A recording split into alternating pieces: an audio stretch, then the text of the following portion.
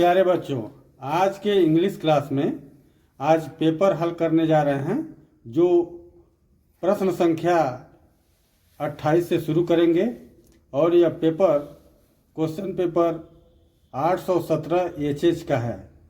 जो प्रश्न 28 है, right the central idea of any one of the following poems in about 40 to 50 words. इसमें कहा है सेंट्रल आइडिया लिखने को किसी एक का। पेपर में 3 सेंट्रल आइडिया है, जैसे डस्ट ऑफ स्नो का, द ट्रीज का और The Tale of Custard the Dragon. इन तीनों में से आपको किसी एक को करना है, जबकि हम तीनों का यहाँ वर्णन करने जा रहे हैं और इसमें से किसी एक को आप परीक्षा में लिखेंगे। तो पहला है central idea dust of snow. यह डस्ट ऑफ स्नो एक ऐसा पोयम है जो रॉबर्ट फ्रॉस्ट ने लिखा है। इस पोयम में बता रहा है कि किस तरह से एक कौवा हेमलॉक पेड़ पर बैठा हुआ है और हेमलॉक एक जहरीला पेड़ का प्रतीक है और जिस पर बर्फ़ के पाउडर हैं, और उस बर्फ़ का पाउडर जब कौवे के बैठने से उस पर से हिल रहा है और नीचे कवि है, उसके ऊपर बर्फ़ का पाउडर पड़ता है तो कवि का मनोभाव बदल जाता है और उसके सारे अंदर की जो कष्ट है वो बदल जाता है, वो सुख में बदल जाता है। इस प्रकार से इस कविता में है। तो हम सेंट्रल आइडिया कहने जा रहे हैं। The poem dust of snow is a small poem. ये छोटी सी कविता है। सोज चेंजिंग ऑफ वंस एटीट्यूड। यह किसी के एटीट्यूड को, किसी के दृष्टिकोण को ये क्या करता है, बदलते हुए दिखाता है।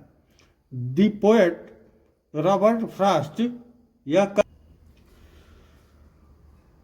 सो Robert Frost shows the crow and hemlock trees. इसमें दिखाता है क्या कि कौवे को और एक हेमलॉक ट्री को। These are symbol of bad omen. यह अपशकुन का प्रतीक है। बैड ओमेन बुरा, बैड ओमेन का प्रतीक है। द पोएट एप्रिसिएट्स, कवि यहाँ प्रशंसा करता है, the beauty of coldness of the snowflakes. उस सुंदर दृश्य का जो कोल्डनेस हो, पूरा तरह से शीतलता हो, of the snow blank flakes, पूरी तरह से बर्फ के, फ्लैक्स मीन्स बर्फ के उन सतह से। विच changes the mood off the poets, जो कवि के मूड मीन्स विचार को बदल देता है।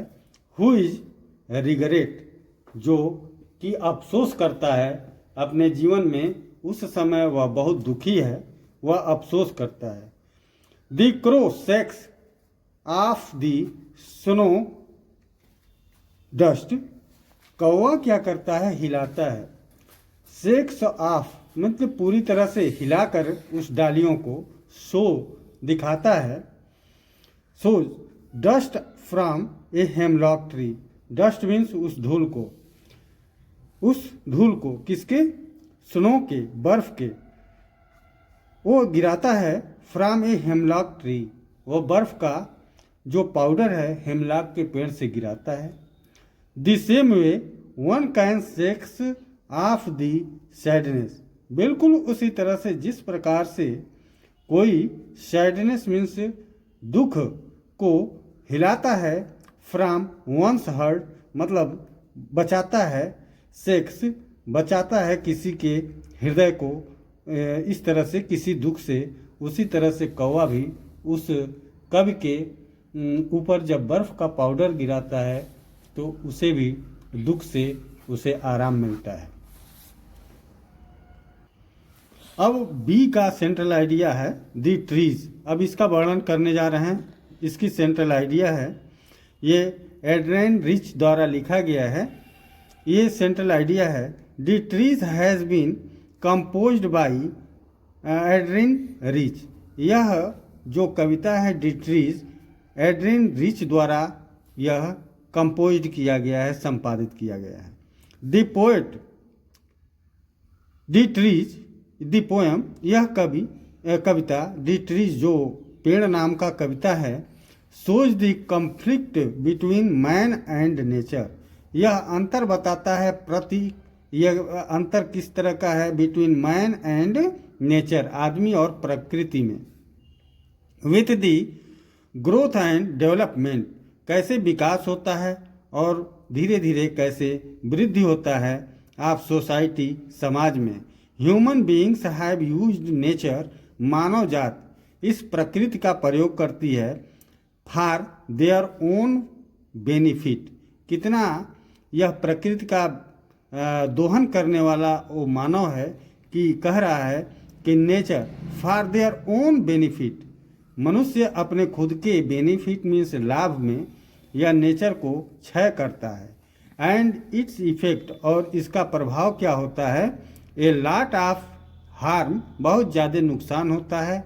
एज यूजिंग फॉरेस्ट, जंगलों का प्रयोग करके, एंड मिनरल्स ईटीसी, और खनिज पदार्थों का प्रयोग करके हम प्रकृति के चीज़ों को क्षय करते हैं और उससे हम अपने लाभ की वजह से प्रकृति को नुकसान करते हैं, जो आगे चलकर मानव जीवन को संकट उत्पन्न करता है।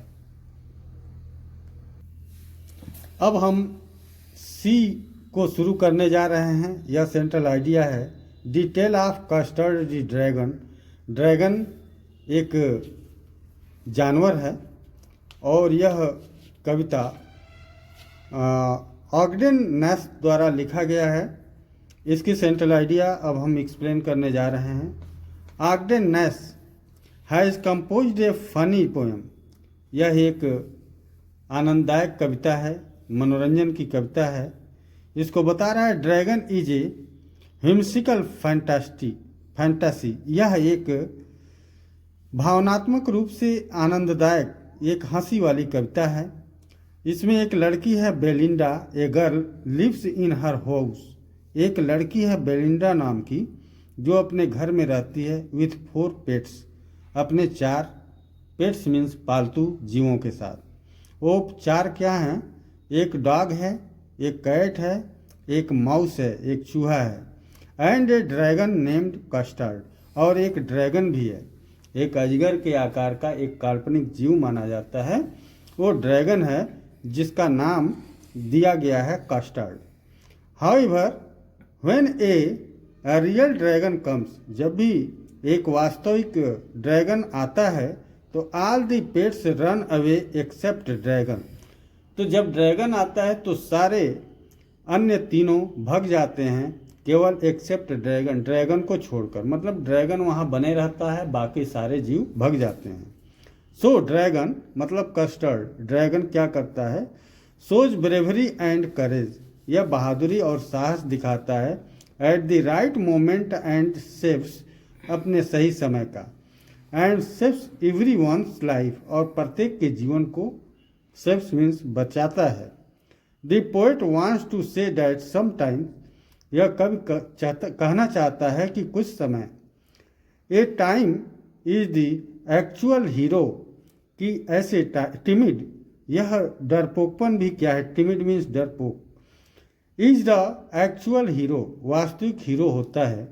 इन द टफेस्ट सिचुएशन, सबसे कठिन सिचुएशन मीन्स स्थिति में एक डरपोक भी हीरो मीन्स अपने आप को बहादुर होता है, अपने आप को अगुआ होता है इन द लाइफ मीन्स जीवन में।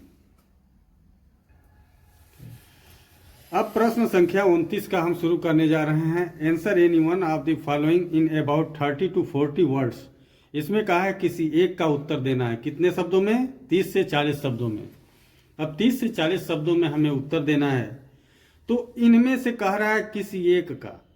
ये अब ए दिया है और बी भी दिया है, इनमें से किसी एक का उत्तर देना है। हम दोनों का उत्तर दे रहे हैं। देखिए, why did Hari Singh return to Anil. Hari Singh Anil के घर से क्यों वापस हुआ, इस बात को पूछ रहा है। तो बता रहा है आंसर कि Hari Singh found that there was no shelter. Hari Singh पाता है कि कहीं भी उसके लिए शरण नहीं है। जैसे कि पैसे चुरा करके और ले करके गया, उसको कहीं शरण नहीं मिली, उसके पहले भी उसे कोई शरण नहीं देता था, वह आया तो अनिल के ही पास रहा। तो shelter for him anywhere except Anil's home, जैसा कि कहीं भी नहीं उसकी शरण थी। एक्सेप्ट अनिल्स होम, अनिल के घर के अलावा उसे कहीं भी शरण लेने की जगह नहीं मिल पाई थी, क्योंकि वह एक शातिर चोर था। Anil's home was the only place, Anil का घर ही एक ऐसा जगह था where Hari Singh could live and food to eat, जहाँ हरि सिंह क्या करता था, कुड लिव रह सकता था और फूड टू ईट और भोजन कर सकता था, यही एक जगह था। अब प्रश्न संख्या हम 29 का बी शुरू करने जा रहे हैं।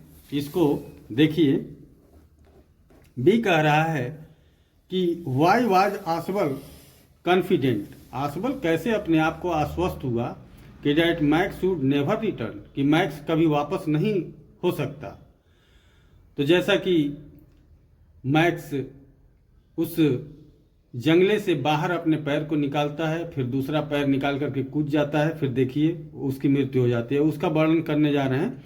From the fear of police, police के डर से max moved Quickly towards the window, max क्या करता है, तेजी से खिड़की की ओर भागता है। वह समझता है कि पुलिस आ गई। एट आसबल्स बैक, ज्यों ही आसबल के पीछे चला, Ausable told that he would never return, Ausable ने कहा कि वह कभी वापस नहीं आ सकता। किसको कह रहा है, मैक्स को। For there was no balcony below the window, खिड़की के नीचे कोई बालकनी, कोई उसारा या बरामदा नहीं था। इट मीन्स, मतलब वो कूदा, तो उसका मतलब क्या हुआ, ही जंप्ड, वह कूद गया। कौन कूद गया, मैक्स कूद गया। एंड डाइड, और जब कूदा तो वह मर गया होगा। ये प्रश्न संख्या 30 कह रहा है, answer any one of the following in about 60 words, इसको लगभग 60 शब्दों में लिखना है। इसमें ए है, वाई डिड भोली एट फर्स्ट एग्री, भोली सबसे पहले कैसे सहमत हो गई, क्यों सहमत हो गई, to an unequal match, unequal match means होता है असमान, मैच मीन्स समानता, असमानता में कैसे वह क्या हो गई, एग्री हो गई। तो why did she later reject the marriage, और कैसे वह फिर बाद में उस शादी को रिजेक्ट कर दी। तो इसका उत्तर है कि पिताजी, ये देखिए डायरेक्ट में है, उसका स्टेटमेंट है, कहती है कि पिताजी टेक बैक योर मनी, अपना पैसा वापस ले लीजिए। I am not going to marry this man, मैं ऐसे व्यक्ति से शादी नहीं करूंगी। For the sake of your इजाजत, आपकी इजाजत को के अनुरूप, सेड भोली, आपके इजाजत के विपरीत मैं क्या करती हूँ, सेड भोली, भोली ने ये बात कही। मतलब वह अपने पिताजी से कहती है, पिताजी अपना पैसा वापस ले लीजिए और मैं इससे शादी नहीं करूँगी। आई वॉज विलिंग, मेरी इच्छा थी, to marry this lame old man, कि इस लेम मीन्स लंगड़े, ओल्ड मैन मीन्स बूढ़े आदमी से शादी करने की मेरी इच्छा रही। But I will not have such a man mean, कि मुझे ऐसी इच्छा होगी ही नहीं इस प्रकार के, मीन मीन्स नीच आदमी से, ग्रीडी मीन्स लालची आदमी से, एंड कंटेम्प्टेबल, और इस प्रकार की सोच वाले, विचार वाले आदमी से। Cowards are my husband, cowards as my husband, जैसा कि मेरा पति, कवर्ड मीन्स डरपोक है। आई वुड नॉट, मैं नहीं कर सकती, मैं नहीं कर सकती, आई वुड नॉट, मैं उससे शादी नहीं कर सकती। How did a nursery book mother goose save the earth from A Martian इन्वेशन, कैसे एक मदर गूज ने, गूज मीन्स होता है कलहंस, चिड़िया, कैसे वो बचाती है पृथ्वी को, फ्रॉम ए मार्टियन इन्वेशन, एक मार्टियन इन्वेशन मीन्स आक्रामक से।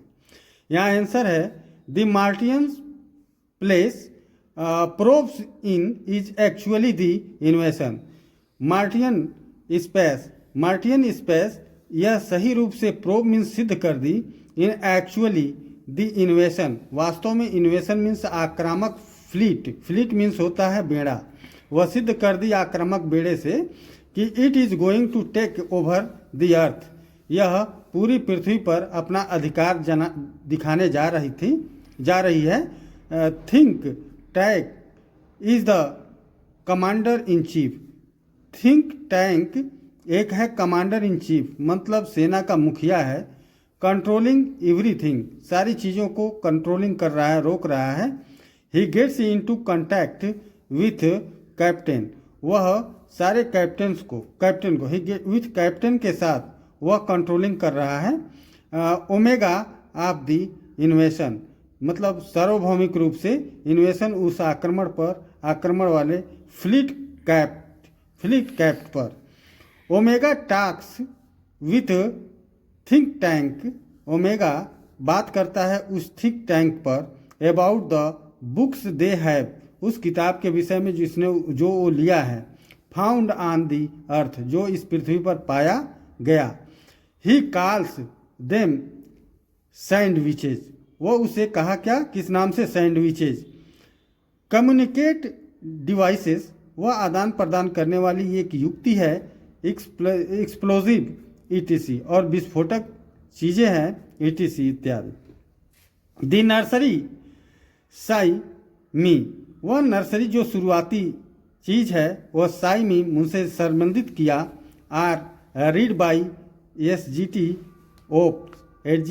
ओप्स से from the old dusty book, यह पुराने जो धूल धूसरित किताब है।